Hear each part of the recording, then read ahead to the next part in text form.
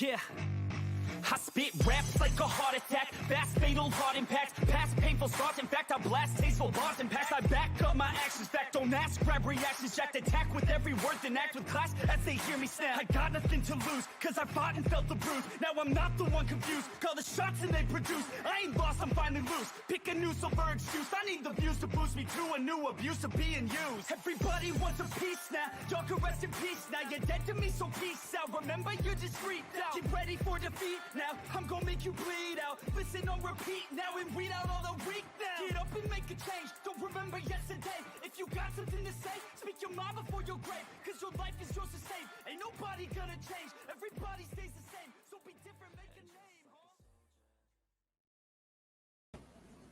Hello and welcome into the University Podcast. My name is Kyle. I'm your host. You can find me on Twitter at KL_fantasy. And joining me today is one of the co-founders of Campus2Canton.com, the co-host of the Devi Debate podcast, as well as the Campus 2 Canton podcast. His name is Austin Nace. You can find him on Twitter at DeviDeets. How's it going today?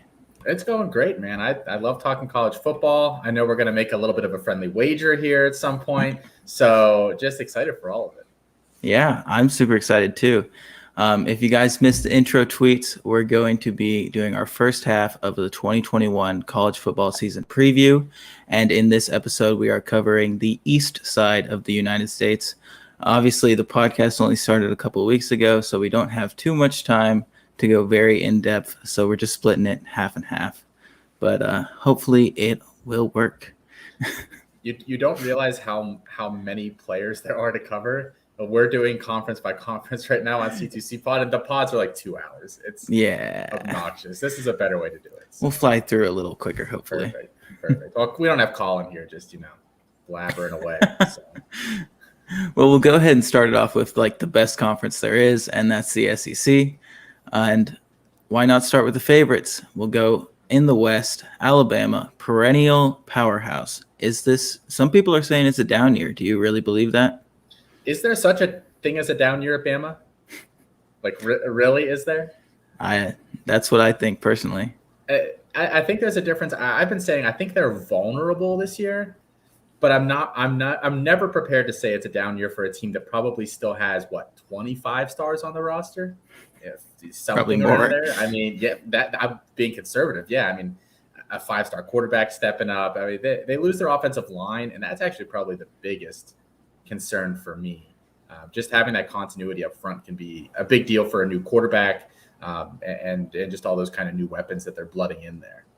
Yeah, and speaking of those new weapons, we're going to see a lot of guys who haven't had the chance to play yet, like Bryce Young, Jace McClellan, Jalil Billingsley, the freshman wide receivers, Guy Hall, JoJo Earl, Ja'Cory Brooks. How do you think those guys are going to perform in their first year in the spotlight? I don't know, because traditionally freshmen don't do a lot at Alabama under Nick Saban, and especially on the offensive side of the ball. You'll see some defenders creep in there every now and then, but not so much on offense.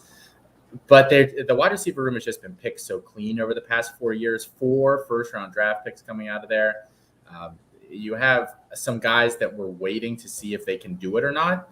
So I think there is a role for Hall as a freshman. I think there's a small role for JoJo Earl, who they were raving about after their scrimmage this weekend. So there's a role for them. But I think there's a little bit of a pump the brakes for me in terms of expecting a lot out of any of those guys this year. So who do you think steps up that was already on the roster, whether it be one of the running backs or maybe Billingsley? So I actually would have felt a lot better about projecting like Earl or Christian Leary, the other speedy freshman wide receiver, if they hadn't brought in Jamison Williams. I think Williams really fills a role for them where they did not have a lot of speed on the outside, and now they kind of do with him. So I think that kind of nukes them a little bit. But it'll be Slade Bolden in the slot, which is like the most boring thing you could possibly say about Alabama, but he'll be there. And then you'll have some mix of Billingsley, Javon Baker, Trayshawn Holden, Nakia Hall. I think those kind of are going to be the guys that are rotating in on the outside a little bit there. And John Mechie. I don't know how I forgot Mechie. Who, yes, will probably.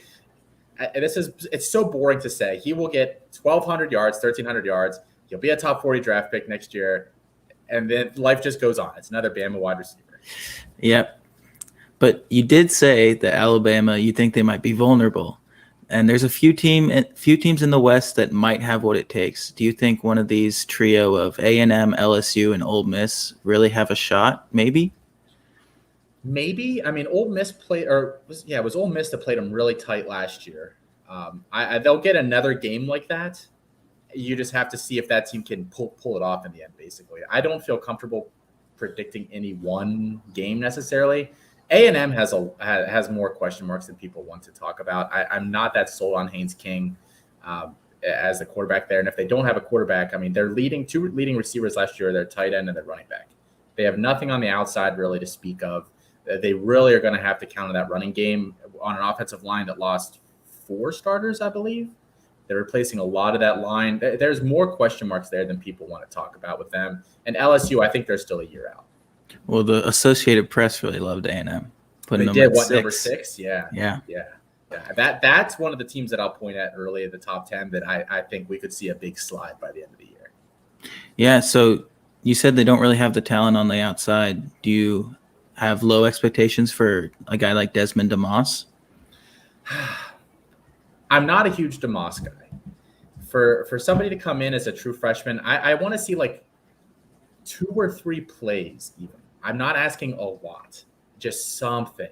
He did nothing last year, and then he's been in a mild trouble with the law. He was having a bit of a foot injury, a foot issue a week or 2 ago. I'm kind of out on him. And then who's the next guy? Like Chase Lane? Like, I don't really know who else was there. They had Shadrack Banks, who gained 50 pounds, switched to linebacker, and transferred. Like, I don't know what else is on the boundary there for them. So obviously they might be relying on the run game then. And they have 3 backs that a lot of people really like in Isaiah Spiller, LJ Johnson, and Devon Kane. What do you think that backfield shakes up like? Yeah, I'm actually a little more worried about Spiller's production this year, just because I think those guys will eat into it a little bit. But they're all great players, and it's nice because they have 3 guys that all do 3 very different things. I mean, Smith basically he's not going to run the ball that much. He's going to catch it. Spiller kind of pounding the ball between the tackles there, although he can do a little bit of everything. And then you have Achane, who's your home run threat. So I think it's really nice when you have a backfield like that everyone has a different role. At least for real football. Exactly, yes. For fantasy, it kind of hurts you a little bit. Like I said, I think I'm pumping the brakes on Spiller a little bit this year. Just from a production standpoint because of that. Yeah. And then one of those other 3 teams that could challenge is LSU. And obviously they had a bit of a quarterback battle, but Miles Brennan suffered an injury. So Max Johnson is the presumed starter. What do you see happening with that offense with Johnson at the helm? So they got a new offensive coordinator in this year, and he's a guy from the Joe Brady coaching tree, which feels really weird to say because Joe Brady is like 28 years old. He already has a coaching tree, or what? He's a little older than that, but he has not been around that long. But this guy is one of his disciples, and I think that with Max Johnson there, they have a lot of talent. I mean, it's LSU. There's a lot of speed. You know, they have got Keyshawn Boutte. They've got a crowded backfield, a lot of bodies, hoping somebody steps up there. But I could see a big improvement there this year. I think it's just 1 year too early to project them as, like a team that can push Bama seriously. Yeah. And then the other team near the top in the West is Ole Miss. Obviously, they brought in Lane Kiffin a few years back. He's done really well. Matt Corral is a guy a lot of people really like at quarterback, but they lost Elijah Moore to the draft. Obviously, he was fantastic for them. Do you think one of those wide receivers they have can step up into a role similar to Moore's? So I was actually talking about this somewhere the other day, and I think Ole Miss is a team where we need to start getting a little concerned about them. They've had through spring, all their wide receivers were out basically through a lot of their practices and their game and everything, and then they're still having such issues now that they have moved John Reese Plumlee to the slot, who was their backup quarterback, kind of do it all kind of guy, and then they've been giving Jerrion Ely snaps there too, which leads me to believe that they're not happy about anything that they're getting out of anybody. And Braylon Sanders is hurt. You really have to hope for a huge step up from a Drummond or a Mingo or someone like that. So I am starting to get worried about Ole Miss this year. Yeah, I think they'll still have an electric offense, but I'm just not sure it'll be enough. Yeah, because they have to score 50 points. Like, Yeah. I mean, as we saw last year, I don't think the defense is going to get any better. Yeah, it's the taste of what Big 10 football or Big 12 football in the SEC is really going to be like. Yeah, exactly. Speaking of another team that likes to score points, I'll just jump to the bottom of the West with Mississippi State and Mike Leach. Do you think the air raid's going to succeed this year better than it did last year? Or? Maybe. Is probably the best answer I can give you. I mean, it sounds like Will Rogers is still probably leading the race for that starting job. He wasn't very good last year, but I don't think you necessarily have to be a good quarterback to be a Mike Leach quarterback. I mean, you're throwing the ball to a spot on the field like every single time. Like there's a couple places you can go, and basically you're just putting it there. So it doesn't take some big armed guy to push the ball downfield. So you don't need to be great, but. Yeah. I would like better than Will Rogers last year. So. I'd say, as somebody who's followed Leach a lot, as Washington State's my second team, I know some people are so mad about second teams, but I was born over there. And I think you need a smart quarterback, but you don't need like an athletic guy who's like super arm and like has a ton of tools. He just needs to know the offense in and out. But yeah, you don't need Patrick Mahomes. He's one of the few coaches that has not embraced the mobile quarterback thing at all. Mm-hmm. Like even like Saban and those guys that you would never have thought would have done that. And he's one of he doesn't need it, so he has not done that. But I think it takes the offense to another level for him. Like we saw Gardner Minshew when he was playing for the Cougars. He had more wheels than anyone else who Leach had used in the past. Obviously not a ton, but more. And that was their best season up in Pullman. So I think it's definitely something that – and Sawyer Robertson is a freshman who might have that in his toolkit. Are you a Sawyer Robertson guy? I think so. Okay. I haven't completely made up my mind, but That's fair. It sounds like he's probably not even in the running to play this year. It's going to be probably Rogers or Abraham, and let Robertson. Yeah, I don't blame him. You definitely have to learn the offense to be ready. Yeah, we saw what happened last year when you toss a freshman out there. Mm-hmm. Will Rogers happens. So yes. And then a new head coach in the West is Brian Harsin for Auburn. What do you think about that hire? And is Auburn going to be something this year? Auburn's good the years where we don't think they're going to be good, right? So I think they're a sneaky team this year because they do bring back – there's a lot of continuity there. They bring back the whole offensive line. They bring back their starting quarterback, which a lot of teams in the SEC can't really say. So they have those two things. They have Tank coming back. They do lose their two leading wide receivers. There's a lot of question marks there, but I think the rest of that continuity could make them a sneaky team. I think we'll get a good idea when they think they play Penn State week 3, I believe. If they can make it through that game, then maybe I'm a little more convinced about them. Yeah, absolutely. And then another team the last team in the West is Arkansas. Obviously, they have Treylon Burks, who's one of the best wide receivers in the country. But is KJ Jefferson really going to be able to lead the offense to capitalize on Burks and lead the team to some wins? Possibly. And I think I found out this offseason that I am a closet Arkansas fan. I just love so many of the guys on that team. I really like Burks.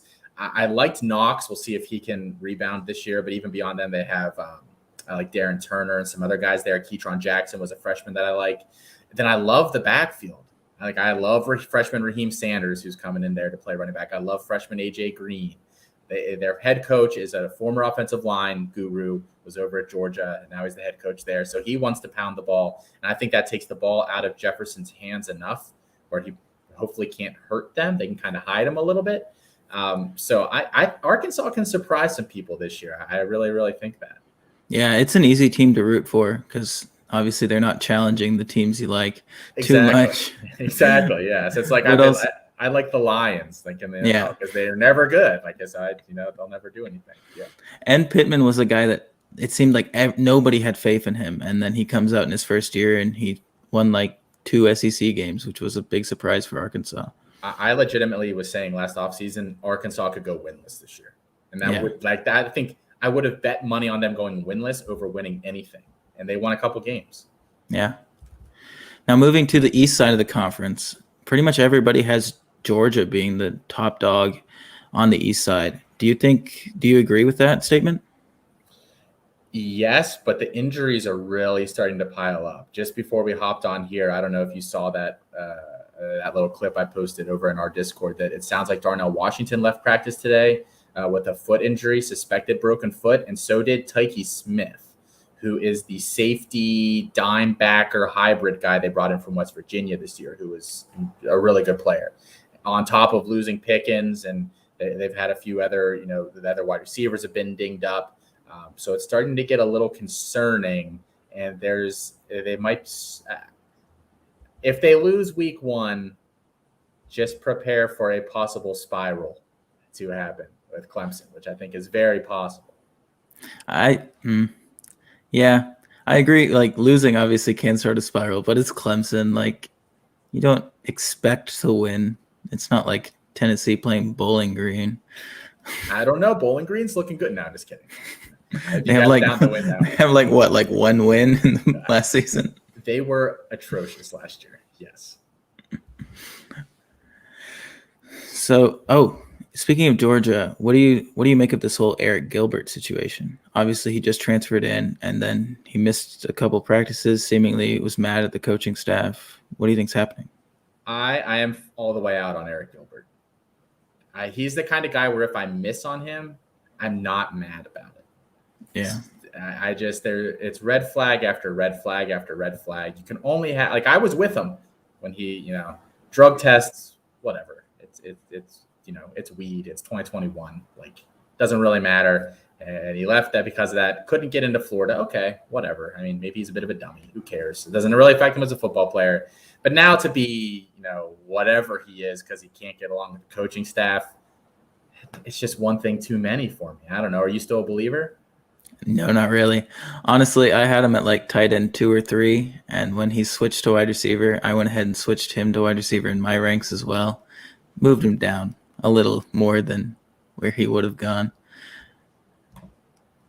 But yeah, it's just scary. I feel bad. I hope the kid gets his head on straight, but I'm not gonna bet on it right now.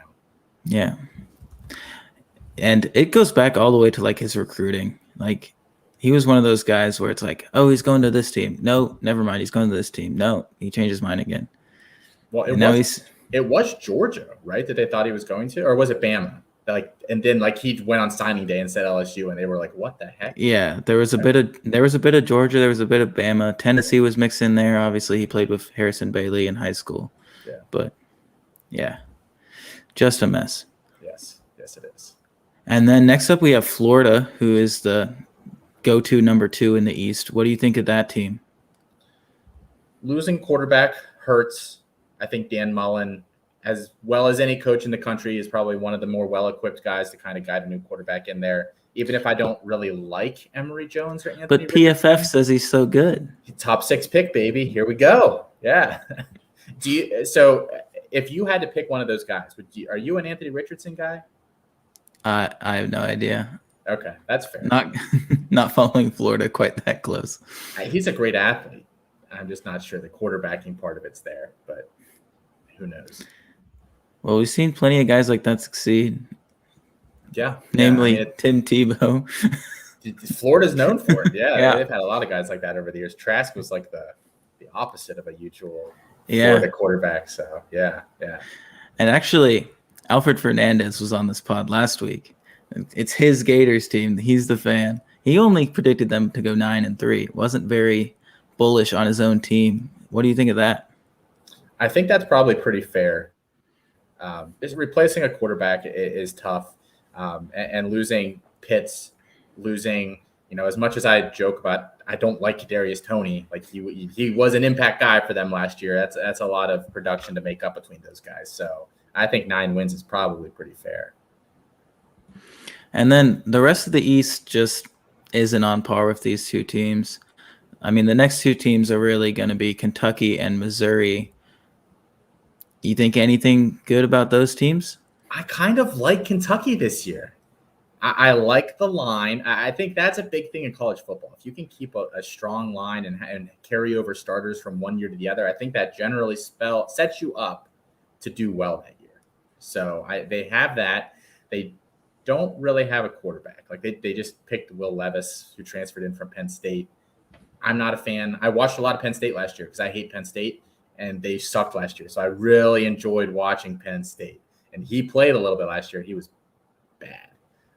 But, they got Wandale. They've got Chris Rodriguez. Solid defense, athletic defense. I think they can win 8 games this year and look pretty solid. Absolutely. It's definitely one of those teams that kind of lock them into a bowl game. You're just not sure how far they're going to go. Yeah. What about Missouri? Obviously, they started a freshman last year in Connor Bazelak, and it didn't go too bad. And you always got to watch for those guys who are going to be 3 or 4 year starters. So what do you think there? Yeah, they'll bringing Bazelak back is good, and they really don't lose a ton offensively. They lose Roundtree, who is their big guy, but bringing Mookie Cooper, I think he offsets that, even though it's a different position there. I wouldn't feel comfortable projecting them for more than 5 wins, but I think they have some of those on their schedule that are 50-50. And if you flip the coin 4 times and it lands heads 3 times, or they could win a couple of those, but I wouldn't bet any money on them doing so. And then the rest of the SEC East, there's 3 more teams, and all of them have new head coaches. You got Shane Beamer at South Carolina, Heupel at Tennessee, and Clark Lee, I think, at Vanderbilt. What are your opinions on these new faces? South Carolina literally just brought in one of their grad assistants to be their quarterback today. So God bless Shane Beamer. Good luck for this year. That's going to be a very rough. I think they're the worst team in the SEC this year. I think they're a little worse than Vandy, who will also not be very good. Heupel's the only one of those guys I think is going to win more than 3 games this year. And I'm not even that high on Tennessee, as I know I've said so. Yeah, you projected them for just 4 wins. I did. And now that you're saying that South Carolina is one of the worst teams in the SEC, I don't know how it's not 5 wins. Oh, I projected you guys to beat them. I did. I forget. Let me pull up that schedule. Was it Vanderbilt? Did you say we were going to lose to Vanderbilt? Because then I'll be mad. Let's see here. I said that you guys possible wins for you: Bowling Green, Tennessee Tech, South Carolina. Missouri's a possible, but again, they're one of those 50-50 ones where I think it could go either way. I agree. And I'm trying to pull up the rest here, but I think Bama, Georgia. Oh, you guys have South Alabama. Yeah, you guys will win 5. You guys will win 5 then. You guys will win 5, I think. It's not a bad first year for Josh Heupel, who has to clean up a very easy. Mess. It's a very easy schedule. And I still think the mess is a little blown out of proportion. Just my opinion. But did you ever get a McDonald's bag? Not with money in it, just McDonald's. No. Well, that's no fun. It's a lot less fun. Also, the McDonald's bag report came from that one guy, Dan Patrick, national TV. Yeah. None of the local reporters had that story. Oh, really? I just find it hard to believe, especially when there's so much media in Knoxville. In terms of college cities, Tennessee has the most sports reporters. So I don't believe the McDonald's story. Well, I will never besmirch the good name of Mr. Dan Patrick, a sports legend. So no comment. I will not comment on that. Well, obviously, one game that I have as a possible win is Pittsburgh in the Johnny Majors Classic. And it's going to be taking place on September 11th. And you're a Pittsburgh fan, as I hear. Unfortunately, yes. Unfortunately, I mean they got some guys, they got some ballers. They always have 2 or 3 guys. It's just the rest of the team that can't get their crap together. They always have. They always have a few. Well, we'll talk more about them when we get to the ACC. But as for this game, we talked a little bit before the show about a friendly wager, $20 to a charity. Yeah, that sounds good to me. Yeah, so I picked out a Knoxville charity. It's called Emerald Youth Foundation. They have a lot of sports-related and ministry-related activities for young children in the area, and it's something that's close to me as I've helped serve them a couple times, and I really like their mission. I love it. Yeah, I'm happy to pay up if Pitt loses, and if Pitt wins, I picked out the Greater Pittsburgh Community Food Bank because they do a lot with No Kid Hungry, which is a big cause that I'm very much a children's hunger fighting that advocate. So that is the one that I'm choosing. So I will see you on September 11th. Be there, be square. I'll be there for sure. Don't doubt me. That is a home game for us. So yeah. I could see Pitt winning like 10 games this year. I could see Pitt winning 6 games this year. So it's a big range for them. They have the elusive 5th-year starter at quarterback. They do, and nothing behind him. So I am putting him in bubble wrap until the start of the season officially. I'm going to drive across Pittsburgh here after the show's over. Just wrap him up for the rest of the offseason. Just play Izzy in the Wildcat if he gets hurt. There are worse ideas than that. If you look at the rest of our quarterback depth chart, yes. So speaking of Pittsburgh, we've gone through the SEC. We'll go ahead and jump into the ACC, and we'll start with the favorite over there too. That's obviously Clemson. They've won. Oh, totally. Yeah. It's Pittsburgh that's won like the last 5 ACC championships, right? We're on a roll, baby. We're on a roll. No. Clemson with Dabo Swinney has just been on an absolute tear over the past few years. Any reason to think that might end this year? The short answer is no. And the long answer is hell no. No. They'll win the ACC running away. And North Carolina lost too much last year to contend. There's a couple other, upstarts, but no. Clemson, especially with no Notre Dame in the conference this year, Clemson will run through it. Yeah. Obviously, they have a new quarterback, new faces at running back with Travis Etienne being drafted. How do you project those new faces in this year's offense? So DJ is going to crush it. He really, really is. I mean, he's got all the tools. They're raving about him at camp. They've got weapons around him. He's going to do great. They should be worried if anything happens to him because they're 2 backups. One's now playing baseball and the other just tore his Achilles 4 months ago. So another guy you probably want to put in bubble wrap. Running back wise, I am now on record as saying with how much they've been saying that Will Shipley is basically the most athletic guy at practice. I think by week 8, Will Shipley is getting 60% of the backfield work, and then the other 40 is split between the Phil Maffa, Lynn J. Dixon, Kobe Paces of the world. I think by week 8 or 9, that job is going to be Shipley's. But until then, I think it's going to be a pretty even split and kind of, work its way up. I think it's even earlier, to be honest with you. Okay. Yeah. Okay. If we are including receiving work and not just rushing work, I think Shipley will have the lion's share week 1 even. So the one thing that Shipley does have going, especially as you were just talking about with receiving, is all their receivers are the exact same guy, basically. They don't have a guy like him. So he gives them something different in the passing game. So, I do think he'll be involved there pretty early. Yeah. So other than Clemson, the Atlantic side of the conference is pretty bad. It has some interesting players scattered about, but not sure any of these teams can do anything. But the one team that does have quite a few players actually is Boston College, led by quarterback Phil Jerkovich, wide receivers Zay Flowers and Jalen Gill, 2 guys that we're excited about, and a freshman running back in Xavier Coleman that a couple of the guys at Campus to Canton have been raving about recently. What do you think of this offense? They'll only go as far as Jerkovic can take them, which is like the stupidest argument ever because obviously he's the quarterback. So, they'll probably only go as far as he does. But I think the backfield is a little bit of a question mark. I don't think Coleman plays that much this year. It's going to be either Sinkfield or I forget the other kid that's there, but not big names. Like there's no real reason to know them.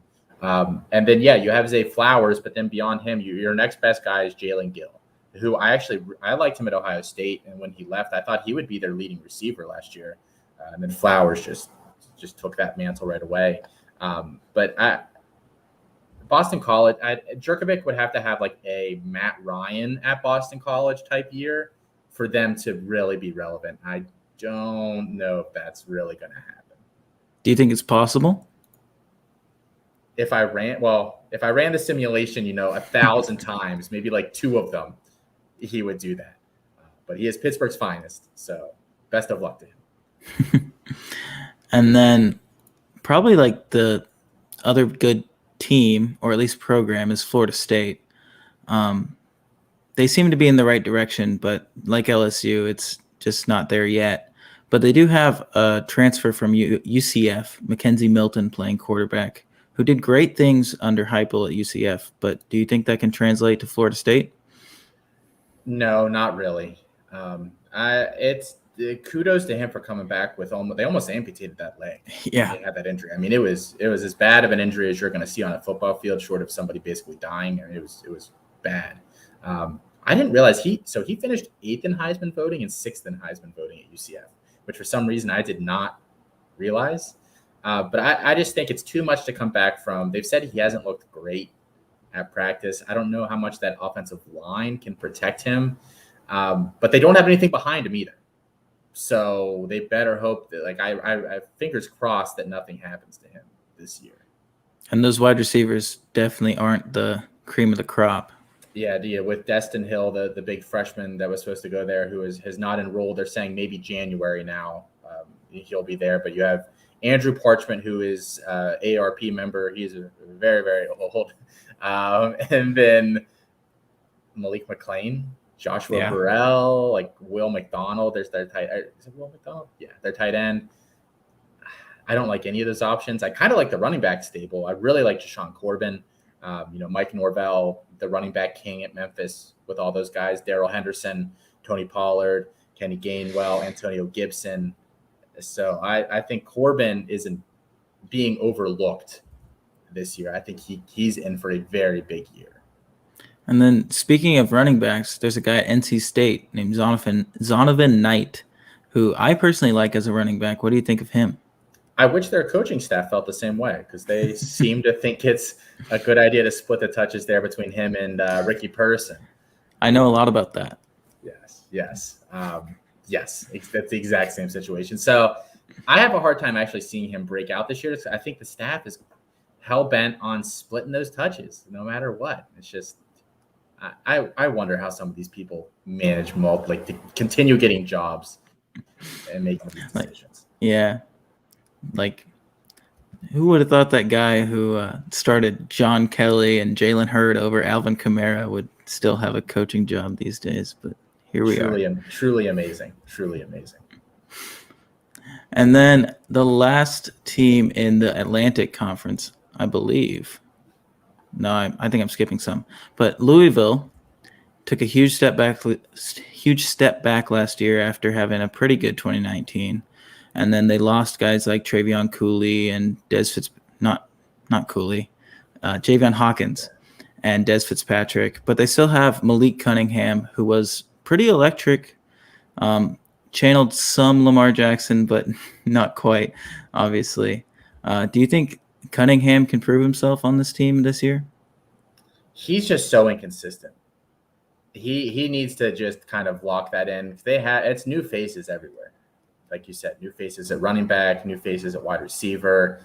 I think they might be the punching bag of the ACC this year. I think they will struggle because there's a lot of solid teams, like no one that's close to Clemson, but a lot of 7-8 win teams, or 6 to 8 wins. I think they are the one that allows everybody else to get the 6 to 8 wins this year. And a couple of those teams are Wake Forest and Syracuse. Probably. I know a couple of your coworkers. Golly, I cannot think of words. Are high on Garrett Schrader at Syracuse. What do you think of him and that Syracuse offense? I mean, it's going to be DeVito. Like they keep saying, DeVito is working his way through practice, but as far as you basically just hope that the coaching staff has enough of Tommy DeVito and puts Schrader in, because at least he's like athletic and exciting. But I've heard some good things. They still have Taj Harris, speedy deep threat guy. They still have Sean Tucker, who kind of broke out last year at running back. And then I heard they have a freshman slot guy this year whose name is escaping me, but I've heard that he's looked really good. So possibly a couple weapons there if they can get it together, because they were supposed to be good last year, and then they went 1-11 or whatever. So I think there could be a bit of a bounce back there for Syracuse this year. Yeah, they're one of like the last 3 teams to beat Clemson. Yeah. Clemson gets one of those every few years. So they just Pitt did it to them a couple years ago. I mean, they're not infallible even in the little old ACC. And then the other team is Wake Forest. Obviously, they had a great 1-2 punch at wide receiver in Ja'Cory Roberson and Donovan Green, but it sounds like Green's going to miss the entire season. How do you feel about Roberson by himself? He's going to get the David Bell treatment. He has to, just peppered with targets because they don't have anybody else. And Sam Hartman is the kind of gunslinger that will just do that. He'll just throw it to one guy, and he's content to do that. Wake Forest will probably struggle a little bit without Green, but Roberson is going to have a very big year. Yeah, I had 2 drafts this year, and I'm only in 2 C2C leagues at the moment, but I got them in both, and I can't be happier. Oh, that's the ultimate just value went through the roof. Yeah. You hate to see it due to injury, but yeah. Well, one of them was after, so everybody else knew at least. Okay, all right, that's fair. On the other side of the conference, there seems to be a little bit more competition. Obviously, North Carolina does seem to be the favorite with Sam Howell leading the charge, but as you said, they did lose a lot. How do you project that team going into next year? Howell has to be the guy. He's been really good the past few years. I mean, as a true freshman, he threw for 3,600 yards and then basically did the same. Finished a few yards short of that last year.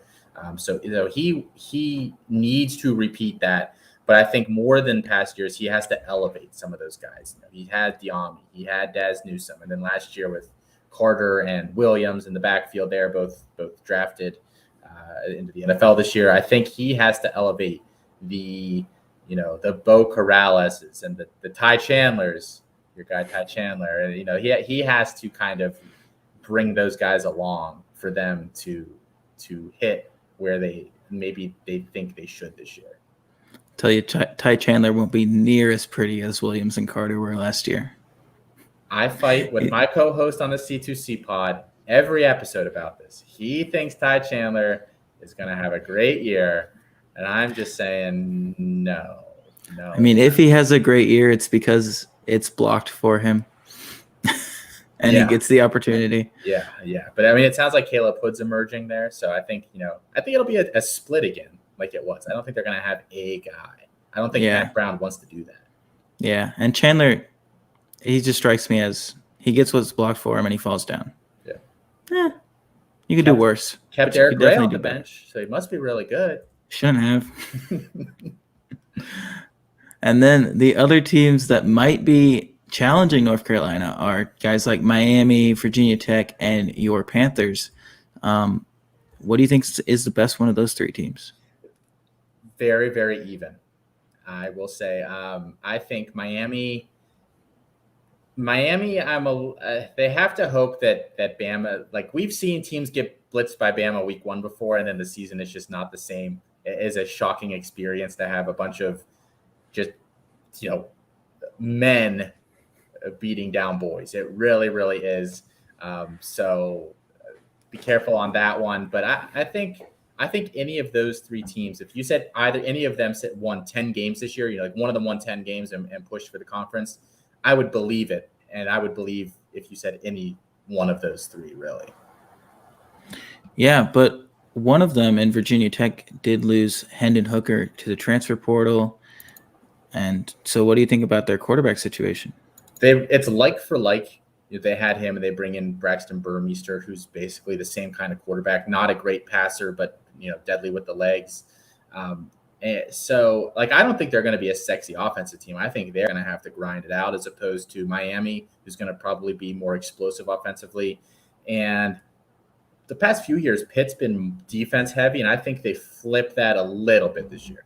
They're not going to be Ole Miss, but I think they have Pickett, they have Abanaconda, they have Jordan Addison, and then they have a bunch of other okay guys there. Lucas Kroll, a tight end, Barden, some of these other guys at wide receiver, Taysier Mack. So they'll be a more offensive team than perhaps we usually think of Pitt.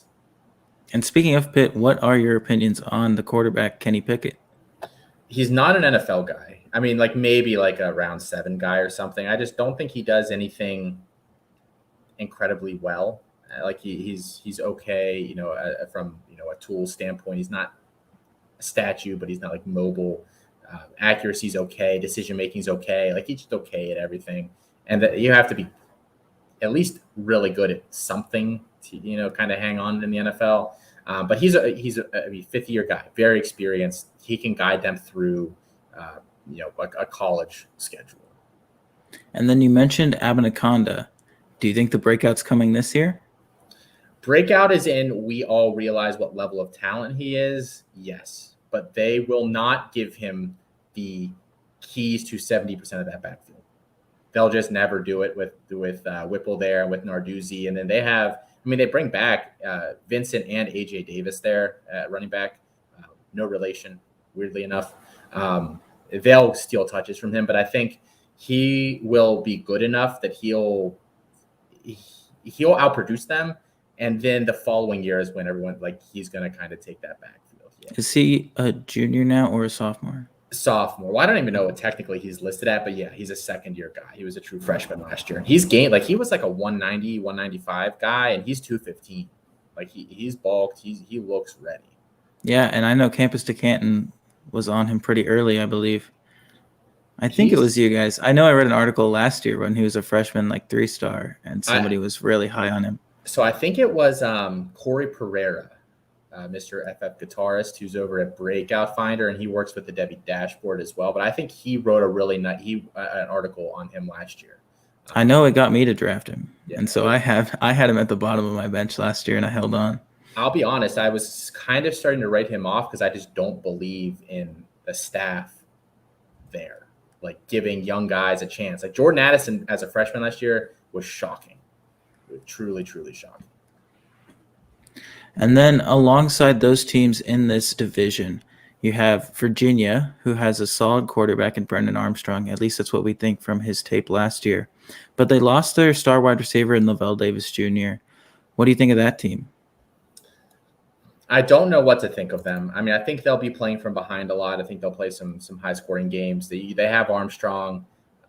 A couple of they just have question marks at wide receiver. I kind of like Dontavian Wicks. They've said he's looked really good, 6'1", 205, nice sized guy. But yeah, losing Davis, who was the safety blanket, I think that hurts them quite a bit. And then the last two teams rounding it out are Georgia Tech and Duke. Obviously, Tech's moving on from that triple option offense and moving into the current era instead of living in the 20th century. What do you think? How do you think that's going to work out for him? They have Jeff Sims there, who is your modern quarterback. I want to see him continue to develop as a passer this year. He was very ineffective pushing the ball down the field, which you kind of need to do to have some success there in college. But they have him and they have Gibbs. And they lost a lot of wide receivers. Yeah. Jalen Camp to the NFL, Marion Brown to South Carolina. They're going to be relying on some inexperience there. Another team where obviously not on LSU's level, and I was talking about them earlier, but they feel like they're a year away from kind of seeing that whole thing click with James Black scramble, and that is the rest of the team. And then we'll take a break from the big conferences here, move into not in conferences, but are still pretty good. And the first of those is going to be UCF. Obviously, Josh Heupel did leave for the Tennessee job, but they hired Gus Malzahn from Auburn. Household name, but not great. And they still have Dylan Gabriel, who was terrific with Heupel. Do you think he can continue? So Malzahn's a savvy enough guy to not change the offense completely. They've been with Heupel there. They let the quarterback move around a little bit and kind of push that ball downfield when you can. I think Malzahn will try to keep that as much as possible. But I'm not sure how good they'll be this year. I think they played about as well as they possibly could have last year and still lost a few. And they lose. Who was the wide receiver that they just graduated? Marlon Williams leaves. And Jacob Harris. Yes. Yeah. So you really only bring back Jalen Robinson, tiny guy. We'll see if he can be the guy in air quotes. So I think they'll struggle. They'll take a half step back, I think, this year. What do you think are Gabriel's NFL outlooks? I think he does not have an NFL arm, personally. I think even people see that offense and they think they push the ball downfield and therefore they think that he can. But I think he kind of struggles with it. He really has to put himself into those throws. And you kind of want that Russ Wilson, like the real arcing throw, the drop in there. And he kind of lasers it because I don't think he has the arm to really, get the ball 50 yards downfield and really get that nice arc on it. So I don't think he can.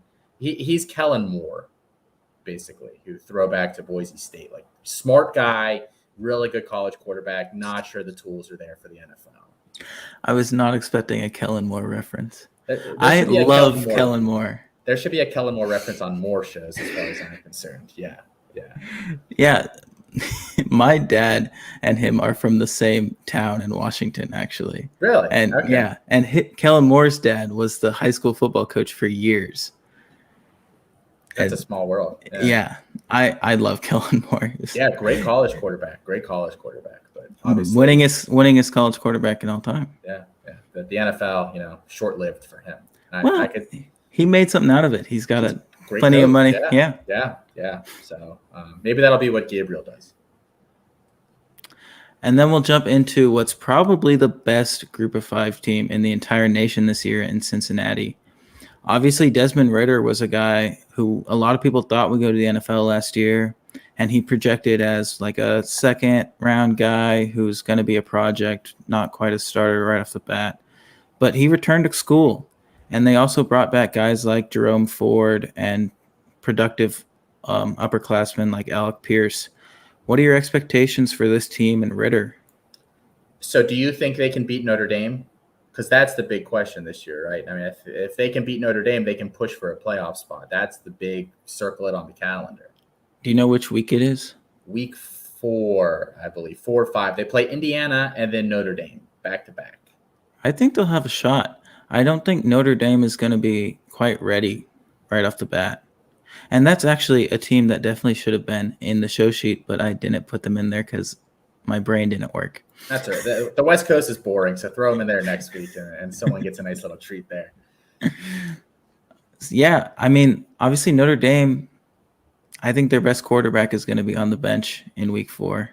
So anything can happen. Yeah, and you have Cone, you have Kyron Williams, you have Michael Manner, and then it's like a lot of question marks. Can Chris Tyree make the next step? Can one of those, Lenzy or Kevin Austin or somebody at wide receiver step up? Maybe Lorenzo Styles or Esteem or Esteem, Deion Coolsey. Like they have some guys there. It's just you're not sure what the mashup there looks like. So they're another team that probably takes a step back this season. So what are your projections for Ridder and the NFL draft? I personally have him as like a day 2 guy, like a late second round pick. I think I'm not necessarily saying they're similar stylistically, but from a value perspective, like a Kellen Mond, like I think that's the kind of guy that he is. But he'll have a great college year. I think the arm is suspect at times with him, but he's obviously a very good athlete. And I'm probably the world's biggest Jerome Ford fan. So I'm really holding out. Staked my whole reputation, what little I have, of Jerome Ford being great this year. So really, come on, Jerome. Let's get this thing going. Do you think Ridder, when he was in the draft process last year, heard that he was going to be a late second round pick, or do you think the outlook was even worse for him? I would suspect he got a day 2 grade. And I actually, we're doing on the C2C pod right now, we're doing each episode we're having somebody come on and say like a player they think hurts their stock a lot this year. And I think Ridder can't improve upon what he did last year from like an actual game tape perspective. I just think he's hit the ceiling there for the most part. And I think he hurts his stock because he went back thinking that he could be better. And I think he's one of those guys that he just kind of flatlines there, and that hurts him this year, similar to a Kellen Mond. Interesting. And then we just got quarterbacks out the wazoo in the group of 5 in the East Coast, apparently, because we're moving on to Coastal Carolina. They have Grayson McCall as their signal caller. guy that a lot of guys are high on. And then at wide receiver, they got a big-bodied guy in Javon Hiley. What do you think these two are going to do together this year? I think they're both in for another huge year. They'll do well in that conference. They'll probably win their conference. Although watch out for Appalachian State, who is in there and might give them some issues. But I think they'll do just as well as they did last year, if not slightly better. And Isaiah Likely, their tight end, is a guy that I'm very high on. And I think here's a bold prediction. Isaiah Likely amongst tight ends will lead the country in receiving this year. That's interesting. There's another group of 5 guy who I would have challenging him at Colorado State. Right? Yeah. That's the only other. That's the guy that I think would push him for that title. But I'm gonna Likely, I think, can take it. Yeah. And what do you think of the draft prospects of these guys? Obviously, we don't get to see them as much since they're playing in these smaller games. So McCall has such little room for error, which really stinks for him playing in that conference, because they don't, like you said, they don't play big games. There's not a lot of big competition. They have to hope that they basically run the table, get a nice bowl game, and then he looks really good. But I think if he can build upon, because he has the arm strength, I think he shows some of the, being able to force, or not force, but, put the football into tight spaces. I think he can do that. So I think he has a chance to be a first-round guy at some point, whether it's this year or the following year. And Haley, early day 3 maybe. I don't know if he can get anything better than that. But I hope it's a little better. So if a guy has a big year, they could certainly bump themselves up. Josh Palmer went the 3rd last year, right? Yeah, he's good. So, I think he is good. I just think the offense wasn't built for wide receiver production. So, I mean, there's some surprises at the end of the 3rd round. Yeah, because we saw guys like Marquez Callaway, who wasn't all that great in college. Even though he broke out really early, he broke out as an 18-year-old, but the counting stats just weren't there. Yeah. And now he's going to lead the Saints, apparently. That's what everyone's saying out of New Orleans. Says. Yeah. So, Haley, 4th round is about where I think is probably his spot. I'd be pretty happy with that, because he's a guy like Roberson that I got in both my drafts this year, and for pretty cheap. Man, Reggie Roberson, I really wish he would have come out 2 years ago. Or Jaquari. Oh, Jaquari. I thought you were talking Reggie. I do. I mean, Jaquari, he's going to have a big year. And then going to Liberty, we might just have the best quarterback of the bunch in Malik Willis. Some people are predicting him to be the QB3 in next year's class. What do you think about this team with Hugh Freeze as their head coach? They will go undefeated this year, probably. Their schedule is a joke. It is probably the easiest Division I football schedule I have seen in at least the last 5 years. And I don't want to get too bold and go further back than that, but super, super soft schedule. And Malik Willis is just the kind of athlete that if he's playing low-level G5 teams, he's just going to run right through them. So I actually think that kind of hurts him, because he will not be challenged. And I don't think he will be forced to. There's no team that will force him to stay in the pocket and make decisions, or get in his face, right after the snap. He's not going to see that this year, and I think that actually kind of hurts him, even though he's going to put up bonkers numbers. He definitely has the physical skill set, though. It's just whether he can evolve as a pocket passer. You never want to bet against those guys necessarily, because it can make you look really stupid if they figure it out. But I have been betting against him this year. I'm not a huge Malik Willis fan. Do you think he ends up QB3 or better? In the draft? Yeah.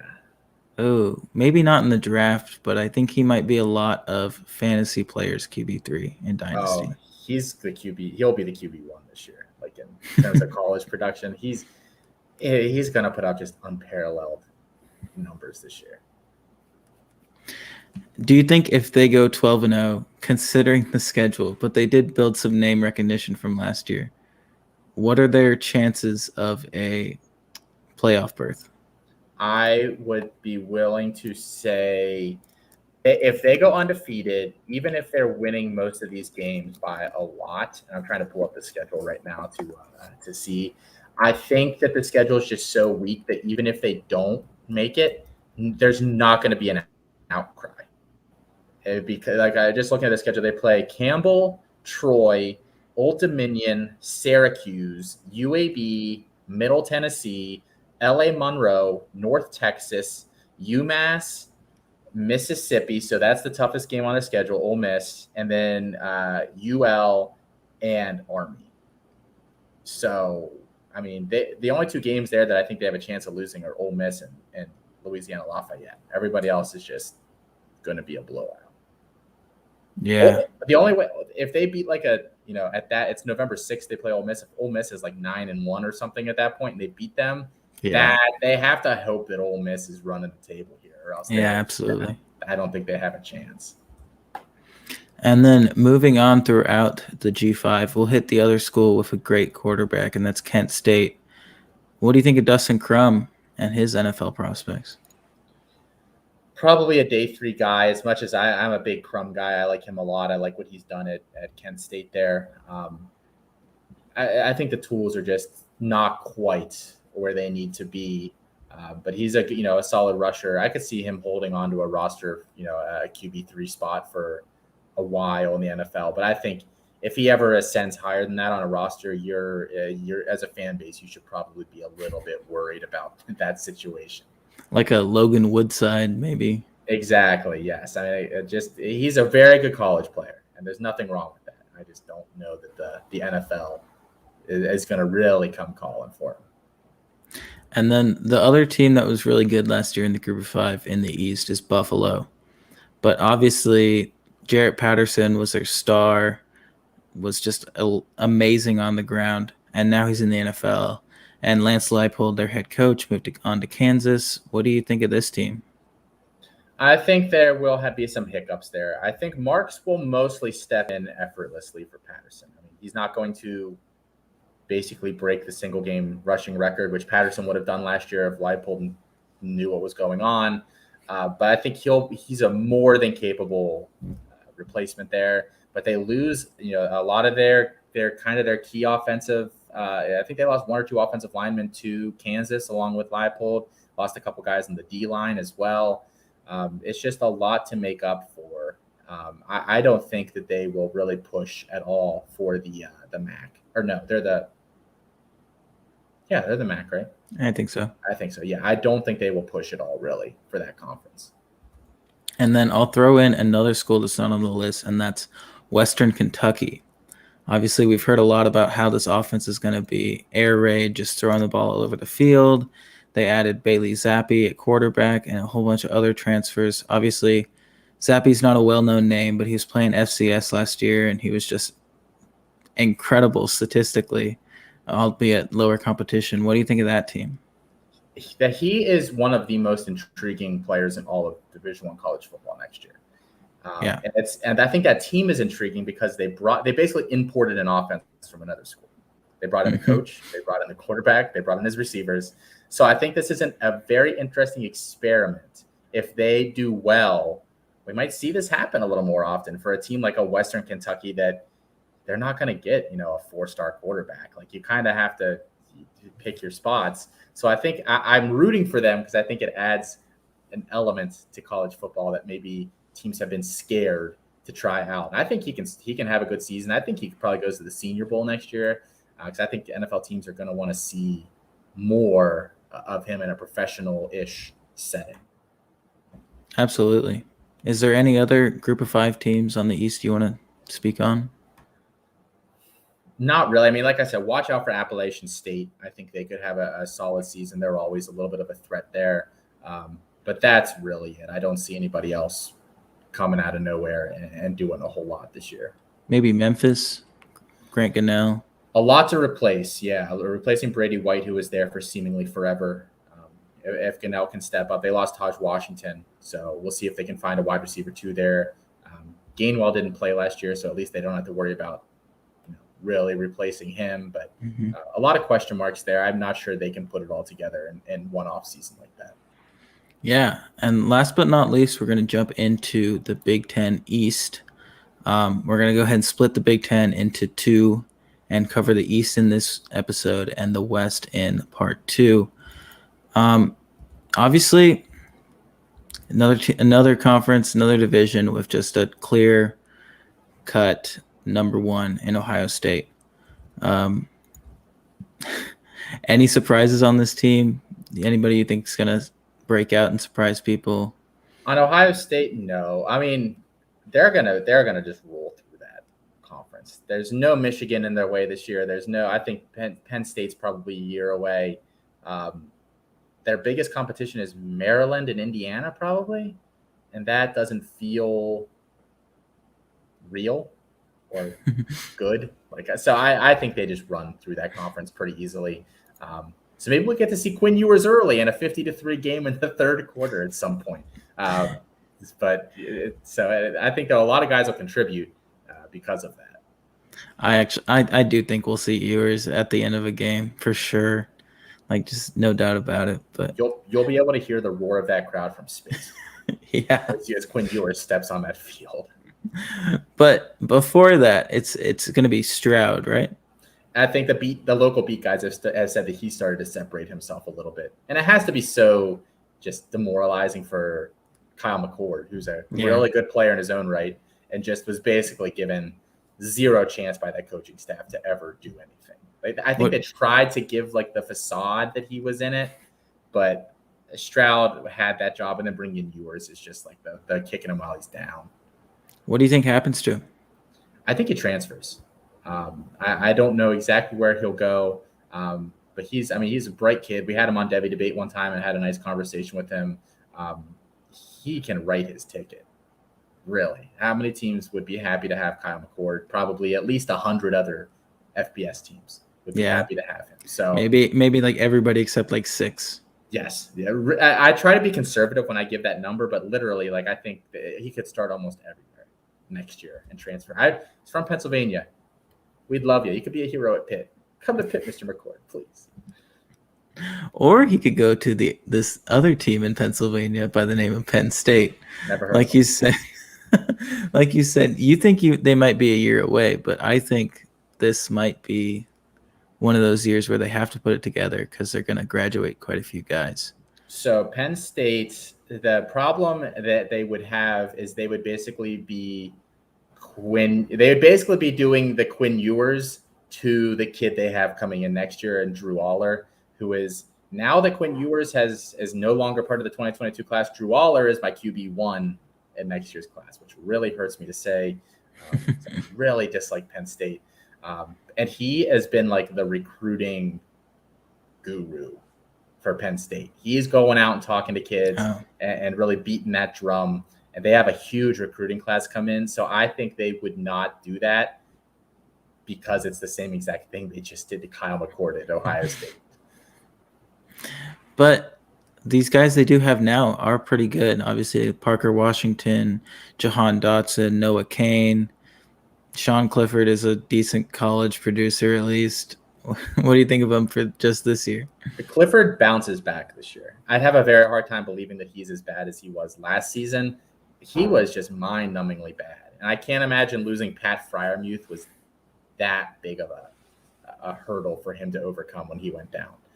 They do have weapons, like you said, and I would toss Theo Johnson in there. I'm not as big on Brenton Strange as some people are, but he's also there at tight end competing. And then I've heard some rumors about like Keandre Lambert-Smith has looked really good. And they have this senior whose name I'm forgetting as well, who they've said has looked really good, but they'll be okay. I don't think they will be in it against Ohio State till like halftime. And then Ohio State, it's just they'll just pull away. They're just a far superior team.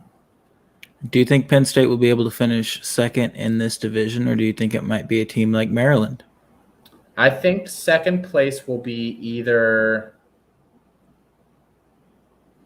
Oh man, I have a hard time going with Maryland. I'm going to say Indiana finishes second, and then Penn State probably third, and Michigan fourth, and that probably is enough to get Harbaugh fired. Maybe. Yeah, I think the clock's ticking, but we'll go ahead and move on to Indiana, who you just mentioned as your presumptive second. They have Penix Jr. and Ty Frye-Fogel, just a mess of names over there. What do you think of this offense? I think they'll be okay if Penix comes back and looks decent. He hurt the knee. If he's not, they're screwed because they don't have anything behind him. But they bring back Ty Freifogel, who might lead the Big Ten in receiving this year, just because he is the only guy really there. And they actually have Florida State transfer DJ Matthews, who's like a slot guy that I really like as well. Could have a nice year there from a production standpoint. In Indiana, their defense should be tough. So give me Indiana to finish second, which should really just kind of tell you more about the state of the Big Ten East right now than necessarily how good I think Indiana will be. What do you think Indiana has at running back? They did just lose one to Purdue, I believe. Yeah, they brought in, was it Step? Is he the guy that they brought in? Or maybe. Carr. They brought in a transfer who will start for them. Samson James just left. He'll be the guy for them, and I think it's Carr. It's Carr. Okay, yeah, and Carr will do okay there. I think not a world beater, but acceptable. Indiana's his level. And then what do you think of Maryland? Obviously Mike Loxley has come in, just done a great job. It seems Talia Tagovailoa, Raheem Jarrett was a huge get for them. What do you think of the state of their program? I love that offense. Alongside Raheem Jarrett, you have Dante Demas and Jashawn Jones, who I think are both NFL guys at the position. Not day one or even second round, but third, fourth, fifth round. Yeah, I think either of them could sneak into there with a good year. Question marks at running back, losing Jake Funk, who is on the Rams. But they have some guys there. They have 4-star Penny Boone, who's like 250 pounds. He's a beast. And then they have Isaiah Jacobs, who is Josh Jacobs' cousin, I believe. I don't think it's his brother. I think it's his cousin, but who has supposedly looked good as well. That offense, I think, will have to carry them, and I think they'll be inconsistent, which is why I don't think they'll really push for second. But I think they'll have a game or two where you're just like, man, this is a real good team, and then they'll go out the next week and kind of let you down a little bit. Yeah, I was going to ask about that running back room because you might not think it, but Maryland has had great success with running backs recently.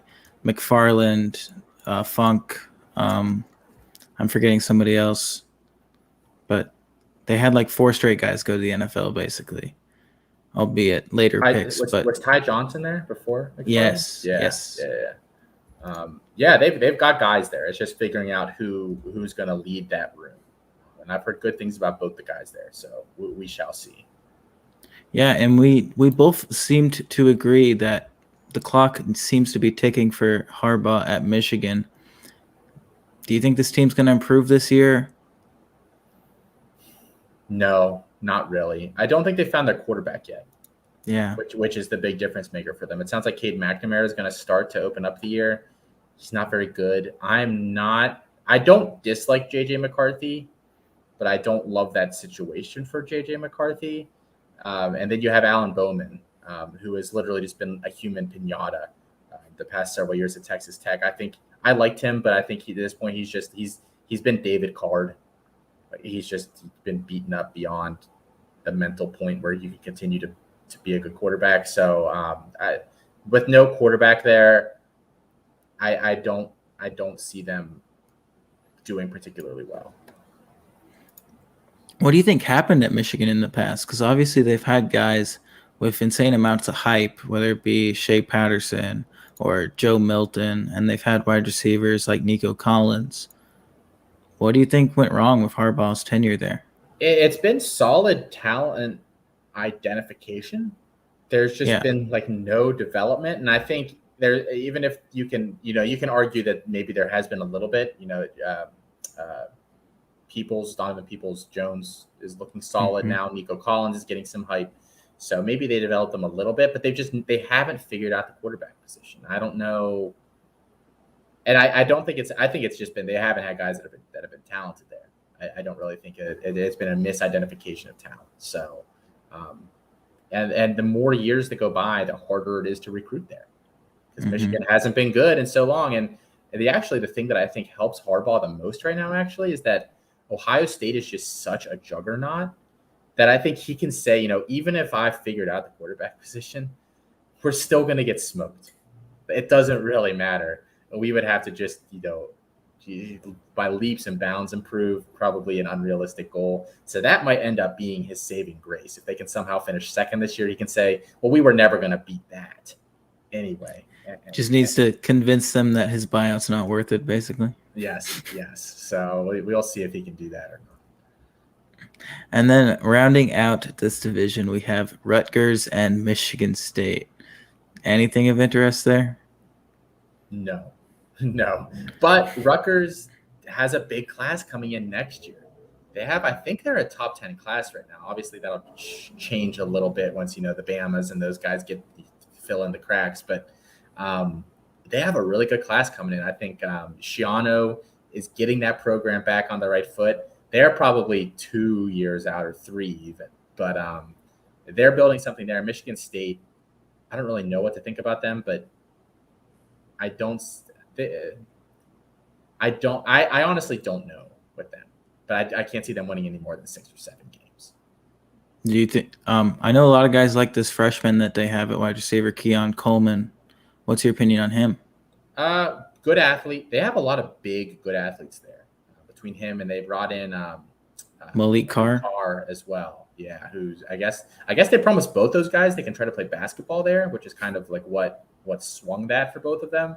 And then you have your Jalen Reeds, your Jaden Reeds, your Ricky Whites. They have some intriguing weapons there. I'm not sure Anthony Russo is the guy to unlock them, or if it's Peyton Thorne. I don't think either of those guys are the answer. But they bring in another team that brings in a solid class next year. They bring in Catton Hauser. They bring in Antonio Gates' kid as a wide receiver. So maybe a year or two out there as well for Mel Tucker and co. Yeah. All right. That's pretty much all the teams we got. Okay. And we did it all in an hour and 12 minutes. Look at us go. Whew. So one thing I've been asking everybody leading up into the season, who do you think is going to win the national championship? Like Alabama's the boring answer, right? Oh, yeah. I will say I think Clemson will win it this year, which is an equally boring answer. They have the quarterback situation figured out slightly more, and I think their defense will be a little bit better than Bama's. And I think those two things will propel them. But I think it'll be those two teams again, probably for the foreseeable future. Yeah, probably just Alabama, Clemson, and Oklahoma seem pretty locked in. Oklahoma is probably the only team that can break in from outside those two teams this year. Ohio State's a little too breaking in too many guys. Yeah, Oklahoma will have to be the one. Do you think Rattler can do that consistently? Ooh, talent level, yeah. Not sure he's the leader to get a national championship though. Yeah, that's the big question. Yeah, my boring answer is also Clemson. Yeah, it's a fun I'm a Pitt fan. We're never going to win a national championship, so I actually find myself rooting for some, for the Bamas and not really the Clemsons because they're in our conference. But I just enjoy watching these teams just run over everybody every year. So I actually do the opposite. I root for Clemson because they're not in my conference. Exactly. So yeah, but it's fun seeing just these great teams kind of explode. Yeah. Also, Tennessee, back when we had Butch Jones as our head coach, he was just a nightmare on the recruiting trail. And Clemson came in and stole Amari Rodgers, T. Higgins, and Trevor Lawrence from Tennessee. And I don't blame them for going to Clemson, so I rooted for them. Yeah, it's always tough when Penn State just rummages through Pittsburgh and takes what they want as well. Higgins and Rodgers were both from Knoxville, Tennessee. Jeez. And Trevor Lawrence was the biggest Peyton Manning fan there was. He wanted to be Peyton. It's frustrating when you can't keep those guys home. Yeah, I get it. So, yes. Plus, people say that Butch straight up told Trevor Lawrence he didn't fit the system. That is amongst the stupidest things that have ever been said, if that is true. Exactly. Man, well, at least you got to see him in orange. Just kind of close your eyes a little bit and squint. Imagine. Yeah. I got to see plenty of T. Higgins. We actually went to the same high school. So Oh, really? Oh, that's pretty yeah. cool. Was he? And I mean, was he as amazing? And like, did you know he was going to be great from watching him? So I played middle school football in 7th grade, and he's a year above me. So he was an 8th grader, and he was the starting quarterback. And anybody at that level takes the snap, runs to the right side of the field, and then reverses field twice, and then it's gone. That's when you're like, okay, like maybe the football isn't for me. Yeah, Yeah. that's fun. And then, do you have a bold prediction for next season? A bold prediction, man. I've been giving out. So I gave this on another show. Can I give it here? Sure. So my original prediction was that another non-quarterback wins the Heisman. And then I was pushed to name the person, and I said, okay, for a real shot in the dark, Tank Bigsby wins the Heisman this year. And I don't even love Tank Bigsby. Like I like him a lot, but I'm not a Bigsby stan. But Harsin picks a running back, and he feeds them and feeds them and feeds them. And if Auburn, I said they're a sneaky team. If they win that Penn State game, get into the SEC schedule on a roll. These teams are vulnerable. There is no, breakaway team there really besides Bama. Bigsby can have a huge year, and I think it's a situation where he's going to outshine Bo Nix, so you don't have to worry about the quarterback taking some spotlight away from him. They don't have a lot of receiver there, so Tank Bigsby wins the Heisman is my bold prediction. I don't hate it from a talent standpoint or a production standpoint. It's just Auburn has to win games for it to happen. That is the magic point there that has to happen. The smart money's on DJU or whatever, but yeah. But Bigsby, I think, can get himself there. Yeah, and obviously we ended this episode with the Big Ten East.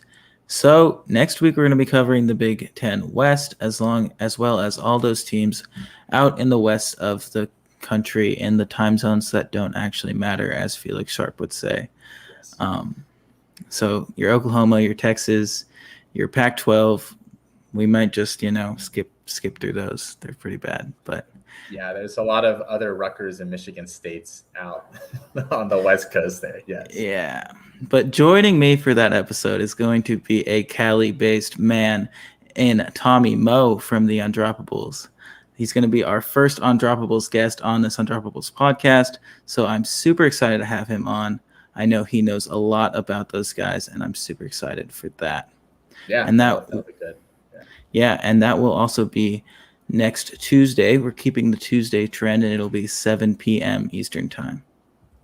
Man, he's at 4 p.m. for that guy, man. Yeah, I asked him what worked for him, and he said 2 to 6 my time. Fair enough. So I'd like to once again thank you for coming on the show, Austin. You're obviously, people can find you at campus2canton.com. That's the number 2, not the word. And on both the podcasts. Anything else exciting happening for you soon? No, I mean, check both those pods out if you haven't yet, or the website. And we're doing 2 live shows every Saturday this fall. So I would say if you one morning show, kind of like College Game Day, but for fantasy, and then we'll be doing like a Sports Center show at the end of the day. So if you're just looking for more college football as the season goes on, feel free to tune in there with us. But that's all I got. Thanks for having me on. This was a blast. Yeah. And I know if you listen to this podcast, you might be tired of hearing it, but Campus 2 Canton, legitimately one of my favorite websites. The only fantasy football paid sub I have, actually. Wow, that means a lot. So yes, thank you. Yes, we really, really appreciate it. We've been having a lot of fun getting things rolling. So yeah. Thanks everybody for listening. You guys have a great day or night.